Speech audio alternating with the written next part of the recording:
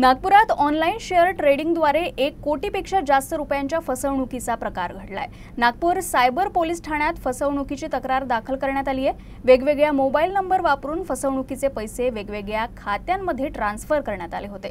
तक्रार मिळाल्यानंतर लगेचच पोलिसांनी काही रक्कम सीज केली आहे आणि अधिक तपास सुरू केला आहे। मिळालेल्या माहितीनुसार काही अज्ञात व्यक्तींनी इंटरनेटद्वारे शेअर ट्रेडिंगमध्ये जास्त नफा देण्याचा आमिष दाखवून तक्रारदाराची आर्थिक फसवणूक केली।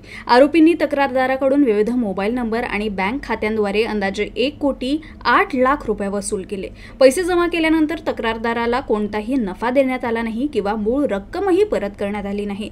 तुर्तास पोलिसांनी 78 मोबाईल धारक आणि बँक खातेधारकांना संशयित मानलं असून या सायबर फसवणुकीच्या नेटवर्कचा शोध घेण्यासाठी एक विशेष पोलीस पथकही तपासायला लागलंय। नागपूर शहरातील गुंदेशा म्हणून धंतोलीचे राहणारे ज्यांचं जे 62 वर्षाचे आहेत, व्यापारी आहेत, त्यांना व्हॉट्सअप कॉलद्वारे शेअर मार्केटमध्ये गुंतवणूक करण्याबाबतच्या टिप्स येऊ लागल्या।